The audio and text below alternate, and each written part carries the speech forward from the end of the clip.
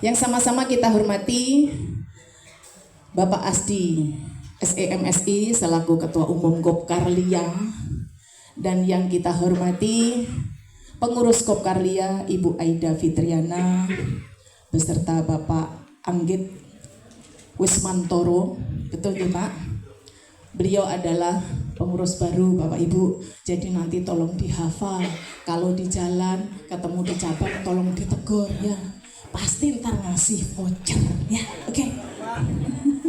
Dan begitu juga yang kami hormati pengawas Kopkarlia, aturan ada 3 yang akan hadir tadi, Pak Darul, Pak Hadian, begitu juga Pak Ridwan. Beliau adalah berhalangan, jadi yang hadir dan mewakili adalah Bapak Ridwan. Dan terima kasih atas kehadiran Bapak Ibu semuanya. Dan yang kami hormati pula teman-teman cabang Kopkarlia se-Indonesia, saking banyaknya ya. Jadi se-Indonesia, Bogor, Kalimalang, Jakarta, mana aja ya. Semoga Bapak Ibu selalu sehat walafiat dan terima kasih atas kehadirannya. Puji syukur kehadirat Allah Subhanahu wa Ta'ala yang telah melimpahkan rahmat dan ridhonya, karunia-Nya untuk kita semua, sehingga kita semua dapat hadir pada acara hari ini, yaitu acara yang kita tunggu-tunggu, yaitu rapat karyawan evaluasi kinerja tahun 2025 dan rencana kerja dan anggaran pendapatan beban tahun anggaran 2026 untuk Kopkarlia pada hari ini 14 Desember di Auditorium Pramuka. Kita semuanya. Baik Bapak Ibu yang kami hormati, acara selanjutnya yaitu sambutan, salah satunya adalah sambutan dari pengawas Kopkarlia. Untuk itu kepada Bapak Ridwan dipersilakan. Oke, terima kasih Bu Sri. Assalamualaikum warahmatullahi wabarakatuh.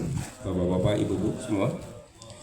Mewakili dari Pak Darul dan juga Pak Hadian, kami pengawas koperasi memberikan beberapa informasi dan masukan memang berkaitan dengan rencana anggaran koperasi untuk tahun 2025 dan 2026 ini cukup lumayan baik ya, walaupun memang ada beberapa yang perlu diselaraskan dan diperbaiki juga, terutama untuk beberapa unit kerja yang memang masih ada yang belum meningkat ya. Yang masih cukup menarik adalah minimarket dan Tiki ya, itu yang cukup menarik. Di lain sisi juga memang kita berharap ada pengembangan yang lebih baik ya, terutama untuk afiliasi yang memang masih belum bergerak ya. Mungkin ada hal-hal yang lain yang memang harus diinovasikan yang lebih baik lagi. Kemudian kemarin juga saya memberikan masukan mengenai potensi kendaraan di koperasi. Ada masukan juga dari Darul mengenai usahanya supaya menggunakan mobil listrik ya, yang memang mungkin esensinya adalah lebih efektif dan bisa juga menggunakan ganjil genap yang lebih aman ya. Di lain sisi juga memang ada masukan juga yang dari saya juga mengenai pinjaman kendaraan ya. Ini khususnya memang untuk anggota koperasi. Mudah-mudahan juga bisa juga diberikan ke karyawan koperasi ya, untuk bisa menekan biaya yang lebih minim dan mampu mereka untuk menggunakan kendaraan yang lebih baik seperti itu. Assalamualaikum warahmatullahi wabarakatuh. Selamat pagi Bapak Ibu semua. Selamat pagi. Itu dong. Udah habis ya snacknya ya? Nah, masih. Jalan-jalan ke Pulau Dua untuk rehat dan beli bakpia. Selamat datang Bapak Ibu semua. Semoga selalu sehat dan bahagia. Pergi nyekar ke Irian Jaya. Semoga Kopkarlia tetap jaya. Tepuk tangan dong. Itu semangat ya. Pertama-tama kita panjatkan puji syukur kepada Allah Subhanahu wa Ta'ala, Tuhan yang Maha Kuasa, karena atas semua nikmat dan karunia-Nya kita pada pagi ini bisa hadir di Auditorium Lia Pramuka untuk sama-sama bersilaturahim dengan pengurus, pengawas, staf dan juga seluruh karyawan Kopkarlia, yang mana hal ini bisa kita laksanakan setiap tahun ya. Alhamdulillah bisa berjalan dan ini patut kita syukuri. Kita mulai saja langsung dari Pak Bambang untuk pertemuan pertama. Jadi kita ya ini dia. Jadi koperasi kita sudah berubah namanya sejak 29 Agustus 28 Agustus 2025. Kenapa berubah? Karena ada peraturan Menteri Hukum dan HAM tahun 2019 itu nomor 14 tentang pengesahan koperasi. Ya, jadi perlu diketahui di Permen Kumham itu diatur tentang pengesahan koperasi yang sebelumnya pengesahan koperasi itu oleh Kementerian Koperasi Kemenkop. Tapi di dalam peraturan yang 2019 ini semua koperasi sekarang pengesahannya harus ke Kumham, Kementerian Hukum dan HAM. Sekarang namanya Kementerian Hukum saja ya, HAM-nya kan dipisah. Tapi tahun 2019 masih Kumham, masih jadi satu. Jadi itu. Jadi dengan adanya Permen Kumham ini maka harus ada perubahan anggaran dasar koperasi, di mana contoh anggaran dasar koperasi itu sudah ada di aturan itu, template-nya sudah ada. Jadi kita harus ikut apa yang sudah ditetapkan oleh pemerintah melalui Kementerian Kumham terkait anggaran dasar koperasi. Nah inilah kenapa nama kita akhirnya berubah dari Koperasi Karyawan Lembaga Indonesia Amerika. Kenapa Indonesia Lembaga? Karena memang di anggaran dasar yang lama namanya ini. Jadi Kopkarlia itu dulu singkatannya Koperasi Karyawan Lembaga Indonesia Amerika. Terus kita rubah menjadi Koperasi Konsumen. Nah, supaya kita tetap ada sejarahnya, kita tetap cantumkan Kopkarlia. Jadi Kopkarlia di sini bukan singkatan lagi, tapi satu nama. Kopkarlia satu kata, tambahin abadi, tambahin sejahtera.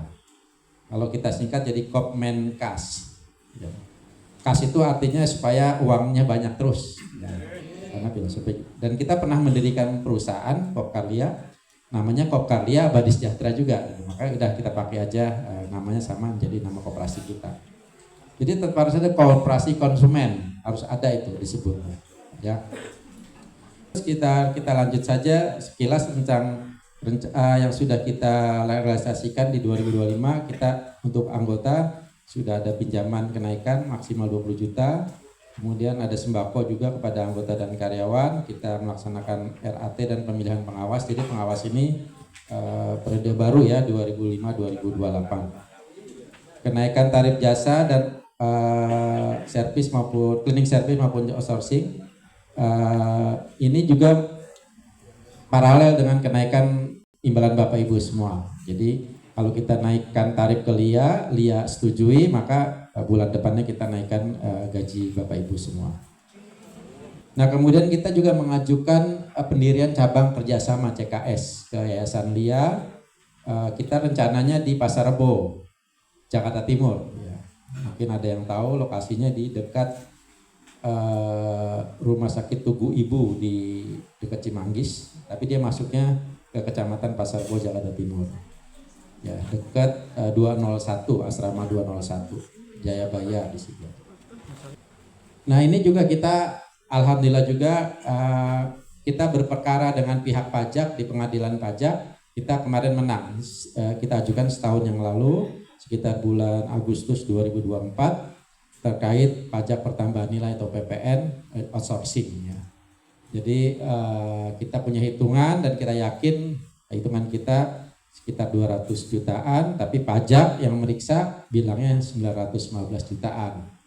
Ya, akhirnya kita keberatan, kita ajukan gugatan ke pengadilan dan alhamdulillah kita dimenangkan semua ya.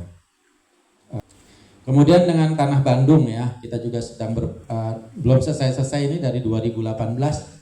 Ya baru rencana 2025 ini dikerjakan lagi mediasi oleh LBH Bandung. Ya mudah-mudahan tahun depan bisa, karena kita kasih waktu 6 bulan untuk penyelesaian. Ini kalau berhasil lumayan, kita masih dapat sekitar 1,2 satuan miliar, 1,1 miliar. Ini bidang SDM, kita memberikan THR kepada Bapak Ibu semua. Udah terima kan, udah habis malah ya. Terus kenaikan gaji 7% ya Pak Bambang ya, rata-rata. Jadi begitu Lia setuju untuk naikkan tarifnya, kita langsung bulan depannya proses kenaikan Bapak Ibu semua gajinya.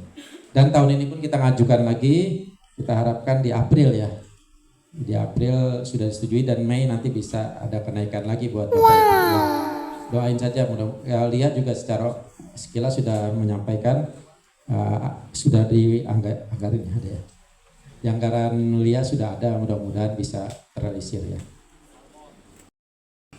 Bismillahirrahmanirrahim. Assalamualaikum warahmatullahi wabarakatuh. Seperti yang Bapak-bapak dan Ibu ketahui bahwa kita, Bapak-bapak dan Ibu itu bekerja di suatu lembaga yang memang menghususkan diri di bidang bahasa Inggris, gitu ya. Memang ada beberapa kacap dan juga pada saat saya masih bertugas itu pada rapat-rapat akademis memang ada ucapan-ucapan atau harapan-harapan untuk karyawan koperasi juga diberikan pembekalan dalam hal bahasa Inggris.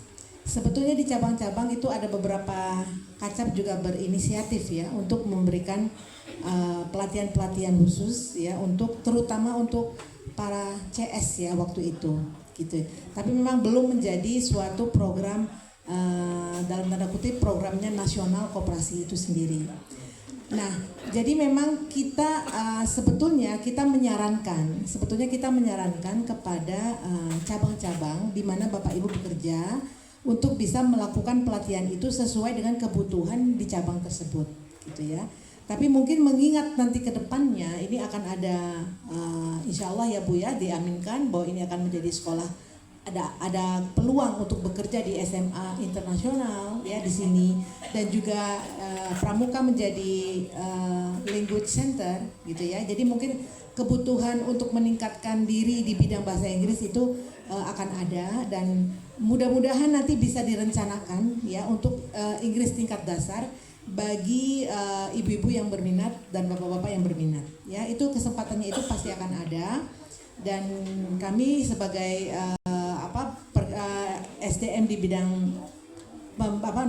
untuk meningkatkan kemampuan SDM kita terutama karyawan koperasi ya insya Allah nanti akan diadakan. Nah satu lagi yang sebetulnya saya tunggu juga dari sudah lama ya sebetulnya kita rencanakan adalah memberikan seperti tadi sudah digambarkan oleh Pak Asti di depan ada poin di mana kita sebetulnya menyiapkan untuk beasiswa bagi karyawan yang mau melanjutkan sekolah atau menambah skills dengan mengambil